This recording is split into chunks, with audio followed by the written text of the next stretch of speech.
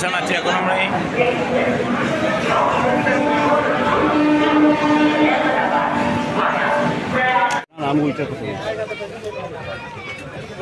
আমরা কিন্তু রিজার্ভেশন কামরায় উঠে গেছি, কিন্তু আমাদের কাছে জেনারেল টিকিট, ঠিক আছে, কিন্তু কিছু করার নেই, এত ভিড় তাও আমরা উঠে গেছি।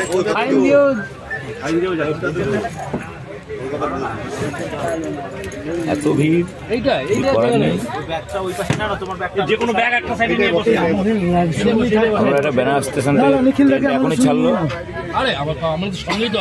ট্রেনটা এখনই ছাড়লো।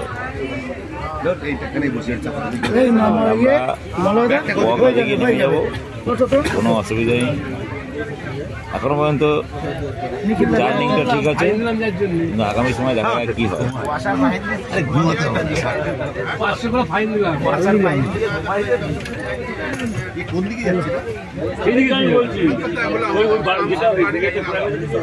সেটা কিন্তু ওদিকে গেল।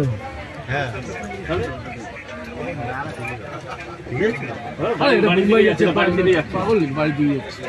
তবু একবার জিজ্ঞেস করুন। এরা কিন্তু কনফিউজ হয়ে গেছে, ট্রেনটা কোন দিকে যাচ্ছে। এইদিকে বাড়ি আমাদের দেখে না, জায়গা না, জায়গা না।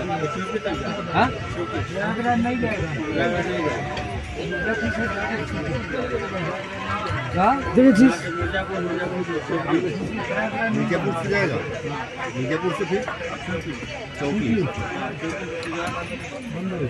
বললো শিবাজি দেখো না।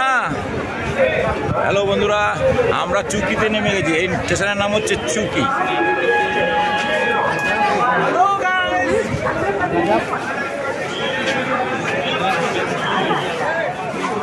তোমরা দেখতে প্রচুর ভিড় আছে, কিন্তু আজকে কালকে যেহেতু স্নানটা, প্রচুর ভিড়, স্নানটা কালকে আছে, দেখে নাও।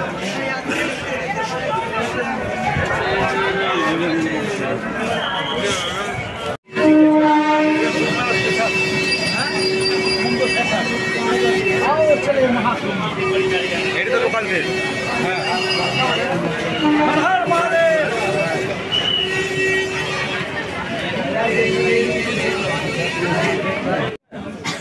হ্যালো বন্ধুরা, এই আমাদের খাবার এখন দেবে।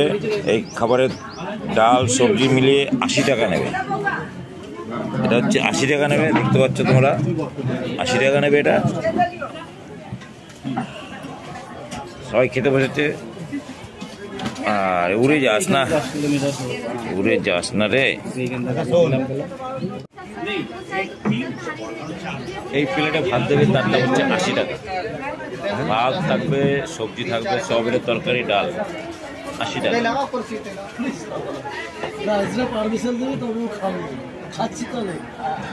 দেখতে হচ্ছে দোকানে কিন্তু প্রচুর ভিড়, এখানে খাবারের খুবই অভাব, আর দাম কিন্তু একটু বেশি লাগছে আমাদের। দাম বেশি আছে অসুবিধা নেই, কিন্তু খাবার পাওয়া যাচ্ছে, এটাই অনেক। দেখতে পাচ্ছ সব খাবারের জন্য প্রতিটা দোকানে কিন্তু এরকম চলছে, প্রতিটা দোকানে, কোনো দোকানে কিন্তু ফাঁকা নেই।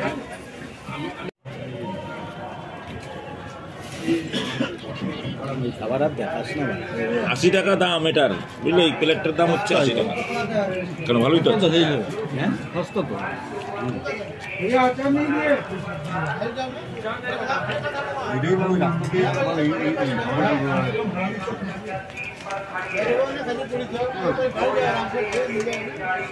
হ্যালো বন্ধুরা, আমাদের খাওয়া হয়ে গেছে, ভাত সবজি খেলাম 80 টাকা করে, খাওয়া হয়ে গেছে। এখন আমরা এখান থেকে দেখি কিছু পাওয়া যায় কিনা, সেটা ধরে আমরা সঙ্গমের উদ্দেশ্যে যাব। দেখা যাক কতটা যাওয়া যায়। রাস্তা আছে দুটো, একটা ওদিক থেকে একটা দিক থেকে। এদিক থেকে কিন্তু শর্ট রাস্তাটা, এই যেখানে এন্ট্রি হচ্ছে এদিক দিয়ে যে স্টেশনের কাউন্টারটা আছে, সেখান থেকে রাস্তাটা শর্ট আছে। এই শর্ট রাস্তা দিয়ে আমরা যাবো। একটা ব্রিজ আছে, ব্রিজটার নামটা কি? সোমেশ্বরম ব্রিজ। ওই ব্রিজটার উপর দিয়ে গিয়ে মোটামুটি কাছাকাছি রাস্তাটা, ওই রাস্তাটা হয়ে যাব। তাহলে একটু শর্টে দেখাচ্ছে, দেখা যাক। বন্ধুরা দেখতে পাচ্ছ এখানে সবাই কিন্তু কুম্ভমেলা যাওয়ার জন্য প্রস্তুত। ওখানে যে তাম্বু রয়েছে, তাম্বুতে কিন্তু হাজার লোক কিন্তু অলরেডি রয়েছে। তারা কিন্তু সবাই কুম্ভ মেলাতেই যাবে, ওটা কিন্তু সেই উদ্দেশ্যেই করা হয়েছে। এখান থেকে সঙ্গম যাওয়ার জন্য 100 টাকা চাচ্ছে পার হেড এক একজন, আর কিন্তু এরা সঙ্গম যাবে না, খানিকটা দূর গিয়ে নামিয়ে দেবে।